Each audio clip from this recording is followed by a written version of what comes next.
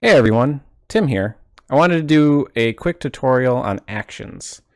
They're really useful for repeating things that you do frequently during your process. I'll use them for maybe a final pass at the end of a painting or creating a new canvas. So to start things off here, we're just going to go up to Window and open up our Actions tab if it's not already open. And once the tab's open, you'll see some different actions already listed. In my case, I have my paint set. Maybe you'll have another set. If you wanted, you could create another set and title it. So like we got set 2.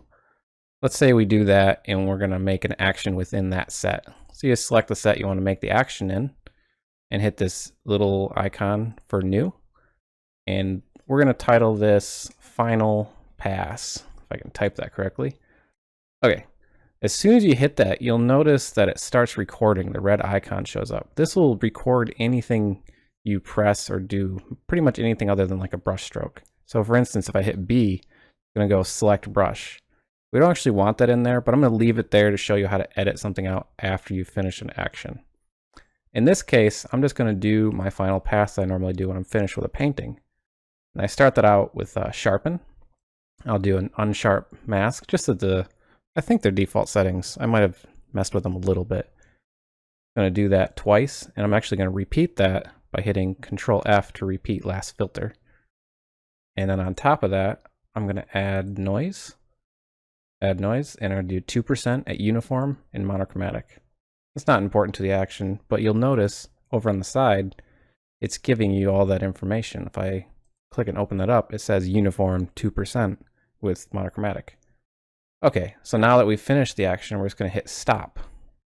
So if I were to want to redo this again, say I go up into my canvas and go back to where I had last had my painting without the action on it, you'll notice it's not sharpened. If I were to go forward, here's the sharpening and the noise added. You'll notice a little bit of speckle noise. Then I scroll up through my history. We'll go back. We're going to merge it down really quick. And then I go up here to my action. You'll notice I hit stop on the record button, and that's no longer red. And now I just hit select at the top highest point and hit play. It just redid all of those things. Notice them in the history here. And we zoom in, we've got our noise and a little bit of sharpen on there. Let's say you had done something incorrect in there and you wanted to remove it after the fact. We'll go up and selecting brush isn't very catastrophic in this case, but you could have done something that would throw things off a little bit. So we're going to go up to brush, select it, and just drag it down to the delete. And there you go. Now your action's all cleaned up and ready to go. You can move them out throughout different sets and stuff. I think I can drop this into this other set by just opening it, expanding it, and dropping it in. Close that down. Say you want to get rid of this other set, just delete that. Some things to watch out for when you're doing actions is, say you run an action and it's on a specific layer and you don't select that layer, or that layer doesn't exist, like you named a layer specifically.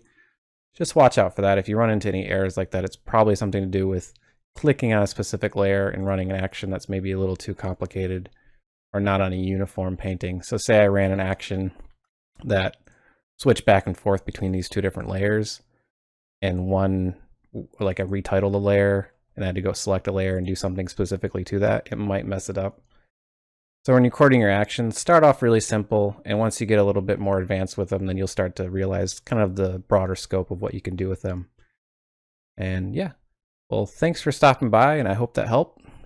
Comment and subscribe. I'd like to hear if there's any other tutorials out there you guys want to know about. And thanks. Take care. Oh, and check out my Patreon. It's Random Spirits. And all my other stuff, Twitter and whatnot, is the same thing, same handle. Have a great night or day.